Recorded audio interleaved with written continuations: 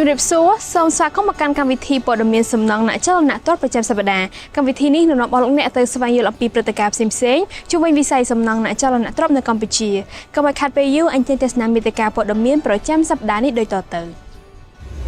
អគារកម្ពស់46ជាន់ Mekong River បានបើកការដ្ឋានសាងសង់ហើយកូរ៉េចាប់ផ្ដើមសិក្សាគម្រោងសាងសង់ស្ពានជ្រោយចង្វាក់អរិយស័ក្តិការសាងសង់ផ្ទះទំហំ500ម៉ែត្រការ៉េអាចសំសិទ្ធសាងសង់ត្រឹមរដ្ឋបាលថ្នាក់ក្រោមក្រសួងរៀបចំដែនដីនគរពាណិជ្ជកម្មនិងសំណង់ចេញសេចក្តីសម្រេចលើប្លង់ស្ថាបត្យកម្មសម្រាប់ផ្លូវសាធារណៈសេវាកម្មផ្គូផ្គងជាងសំណង់របស់ក្រុមហ៊ុន SCG បង្កើនភាពងាយស្រួលនៅក្នុងការស្វែងរកអ្នកមើលការសំណង់សហការឧបត្ថម្ភដោយ Kerok ក្បឿងខ្មែរសកាលិញយកម៉ាស៊ីនត្រជាក់អាមេរិកត្រជាក់លឿនធន់និងសន្សំសំចៃភ្លើងខូនេចិនដាយុនគុណភាពខ្ពស់ផលិតនៅប្រទេសហ្វាំងឡង់អគារកម្ពស់46ជាន់ Mekong River បានបើកការដ្ឋានសាងសង់ហើយនាពេលថ្មីនេះក្រុមហ៊ុនចិន Mekong River បានធ្វើការបើកសម្ពោធការដ្ឋានសាងសង់អគារកម្ពស់46ជាន់ស្ថិតនៅក្នុងទីក្រុងកោះពេជ្រក្រោមអធិបតីភាពរបស់អេដាមហៅណាំហុងឧបនាយករដ្ឋមន្ត្រីនៃព្រះរាជាណាចក្រកម្ពុជាក្រុមហ៊ុនចិន Mekong River ក្រុងនឹងប្រើប្រាស់ទុនវិនិយោគប្រមាណជា$160លានអាមេរិកនៅក្នុងការសាងសង់អគារដែលមានឈ្មោះថា Mekong River ដែលមានកម្ពស់រហូតដល់ទៅ210ម៉ែត្រហើយស្មើនឹង46ជាន់លើសពីនេះទៅទៀតអគារ Mekong River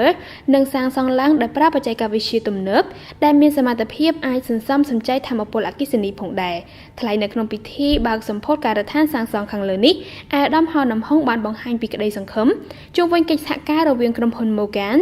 និងក្រុមប្រឹក្សាអភិវឌ្ឍកម្ពុជា CDC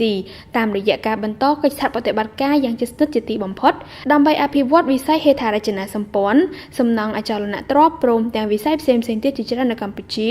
នៅក្នុងក្របខ័ណ្ឌភាពជាដៃគូយុទ្ធសាស្ត្រគ្រប់ជ្រុងជ្រោយរវាងកម្ពុជាចិនក៏ដូចជាក្នុងក្របខ័ណ្ឌខ្សែក្រវ៉ាត់និងផ្លូវ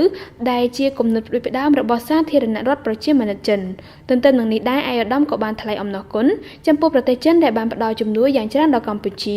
តាមរយៈជំនួយអសំណងក៏ដូចជាការវិនិយោគនានាជាពិសេសគឺការវិនិយោគទៅលើការសាងសង់ផ្លូវប្រវែង3000គីឡូម៉ែត្រនិងស្ពានចំនួន7នៅក្នុងប្រទេសកម្ពុជាកូរ៉េចាប់ផ្ដើមសិក្សាគម្រោងស្ពានជ្រោយចង្វាក់អរិយស័ក្តិសាធារណរដ្ឋកូរ៉េបានផ្ដល់ការចាប់អារម្មណ៍យ៉ាងខ្លាំងទៅលើគម្រោងសាងសង់ស្ពានដែលនឹងត្រូវតភ្ជាប់ពីតំបន់ជ្រោយចង្វាទៅកាន់ឃុំស្វាយជ្រុំស្រុកលវាអែមខេត្តកណ្ដាលនេះបើយោងទៅតាមការបញ្ជាក់របស់អាដាមវ៉ាស៊ឹមសូរិយាអ្នកនាំពាក្យរបស់ក្រសួងសាធារណការនិងដឹកជញ្ជូនការលើកឡើងនេះធ្វើឡើងបន្ទាប់ពីតំណាងរបស់ប្រទេសកូរ៉េបានធ្វើការទំនាក់ទំនងមកកាន់ថ្នាក់ដឹកនាំរបស់ក្រសួងសាធារណការនិងដឹកជញ្ជូនដើម្បីធ្វើការសិក្សាពីលទ្ធភាពនិងគម្រោងប្លង់សាងសង់ខាងលើដែលកិច្ចពិភាក្សានេះបានធ្វើឡើងកាលពីពេលថ្មីនេះបន្ទាប់ពីប្រទេសកូរ៉េបានទទួលយកសំណើពីសម្ដេចនាយករដ្ឋមន្ត្រីហ៊ុនសែននៅក្នុងជំនួបសម្ដែងការគូសំនិងបានដាក់សំណើតាមរយៈអាដាមអគ្គរដ្ឋទូតអូណាយ៉ាងកាលពីខែកុម្ភៈកន្លងមកនេះយោងតាមការបកស្រាយពីអាដាមវ៉ាស៊ឹមសូរិយាគម្រោងសាងសង់ស្ពានជ្រោយចង្វាស្វាយជ្រុំអាចនឹងត្រូវចំណាយទឹកប្រាក់វិនិយោគច្រើនជាង$30លានអាមេរិកដោយហេតុថាការសាងសង់ស្ពានមួយនេះនឹងត្រូវឆ្លងកាត់ទន្លេមេគង្គដែលមានប្រវែងវែងហើយមានកម្ពស់ខ្ពស់ជាងស្ពានដែលឆ្លងកាត់ទន្លេសាបពោលគឺនឹងមានកម្ពស់ខ្ពស់ជាងស្ពានជ្រោយចង្វាដោយឡែកតាក់ទងទៅនឹងទីតាំងជាក់លាក់នៃការសាងសង់ការបរិច្ឆេទក៏ដូចជាព័ត៌មានលម្អិតនៃគម្រោងគឺមិនទាន់មាននៅឡើយទេដោយហេតុថានេះគឺជាដំណាក់កាលដំបូងនៃការសិក្សាតែប៉ុណ្ណោះម្យ៉ាងវិញទៀតតាក់ទងទៅនឹងថវិកានៃការសាងសង់អាយដាមបានមានប្រសាសន៍ថាបច្ចុប្បន្នក្រសួងមិនទាន់ដឹងនៅឡើយទេថាភាគីកូរ៉េនឹងសាងសង់ស្ពាននេះទុកជាចំណងដៃជូនប្រទេសកម្ពុជាឬក៏សាងសង់ក្រោមទម្រង់ណាមួយ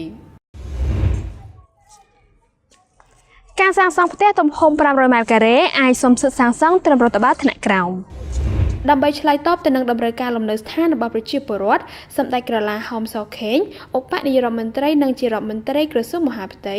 បានសម្រេចចេញដីកាផ្ដល់សិទ្ធិដល់រដ្ឋបាលក្រុងស្រុកខណ្ឌនៅក្នុងការចេញលិខិតអនុញ្ញាតសាងសង់លំនៅឋានដែលមានផ្ទៃក្រឡាសំណង់មិនលើសពី500ម៉ែត្រការ៉េនិងមានកម្ពស់មិនលើសពី4ជាន់យោងតាមសេចក្តីសម្រេចខាងលើលិខិតអនុញ្ញាតសាងសង់ចេញដល់រដ្ឋបាលថ្នាក់ក្រុងស្រុកខណ្ឌនេះក៏ត្រូវបានអនុវត្តសម្រាប់លំនៅឋានជាន់ផ្ទាល់ដី0 de trois ដែលត្រូវនឹងលក្ខខណ្ឌខាងលើផងដែរជាការពិតណាស់សេចក្តីសម្រេចរបស់រដ្ឋាភិបាលខាងលើនឹងផ្ដល់ភាពងាយស្រួលជាច្រើនដល់ប្រជាពលរដ្ឋដោយសារតែដីកាសម្រេចនេះនឹងជួយសម្រួលក៏ដូចជាជួយពន្លឿនសេវាសាធារណៈជូនដល់ប្រជាពលរដ្ឋទូទាំងប្រទេសសូមបញ្ជាក់ថាដីកាប្រតិភូកម្មមុខងារខាងលើនេះធ្វើឡើងដោយយោងទៅតាមសេចក្តីស្នើសុំពីក្រសួងរៀបចំដែនដីនគររូបនីយកម្មនិងសំណង់ចុះថ្ងៃទី2ខែឧសភាឆ្នាំ2018កន្លងមកយោងទៅតាមរបាយការណ៍របស់អគ្គនាយកដ្ឋានលំនៅឋាននៃក្រសួងរៀបចំដែនដីនគររូបនីយកម្មនិងសំណង់កាលពីឆ្នាំ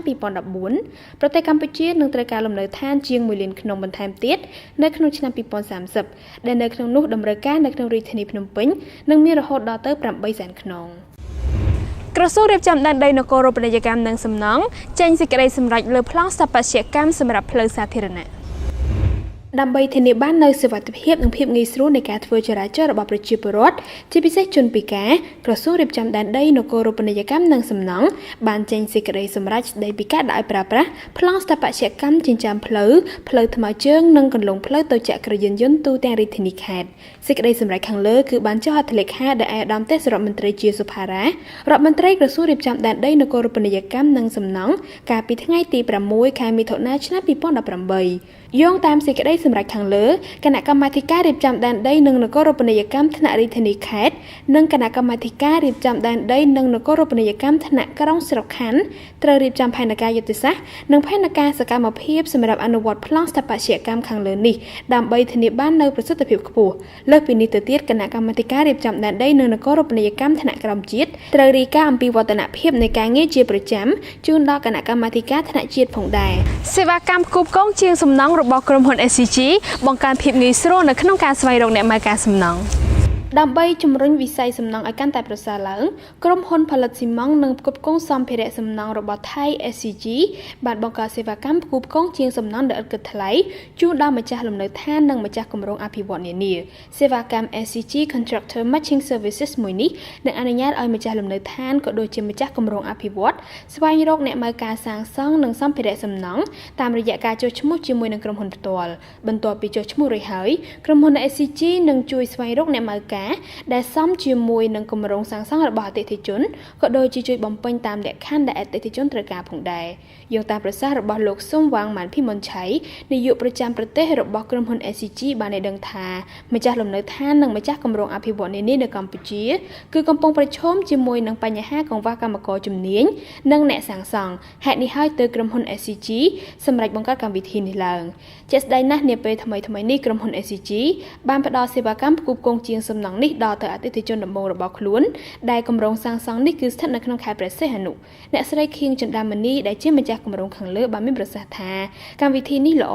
ព្រោះខ្ញុំមិនចាំបាច់ស្វែងរកអ្នកសាងសង់តាមការដ្ឋានសំណង់ដែលវាមិនងាយស្រួលនោះឡើយសូមបញ្ជាក់ថាកម្មវិធីនេះត្រូវបានបង្កើតឡើងដើម្បីជួយសម្រួលដល់ម្ចាស់លំនៅឋាននិងម្ចាស់គម្រោងអភិវឌ្ឍន៍ក៏ដូចជាជួយបង្កើតប្រាក់ចំណូលជូនដល់អ្នកមើលការសាងសង់នៅប្រទេសកម្ពុជាផងដែរទស្សនិកជនជាទីគោរពនិងជាទីមេត្រីកម្មវិធីព័ត៌មានសំណង់អ្នកចលនាទ្រព្យប្រចាំសប្តាហ៍នេះបានឈានមកដល់ទីបញ្ចប់អរគុណចំពោះការតាមដានទស្សនារបស់លោកអ្នកសន្យាជួបគ្នានៅសប្តាហ៍ក្រោយជាបន្តទៀតនៅពេលនេះនាងខ្ញុំព្រឹកបញ្ញរីនិងក្រុមការងារសូមអរគុណសូមជម្រាបលា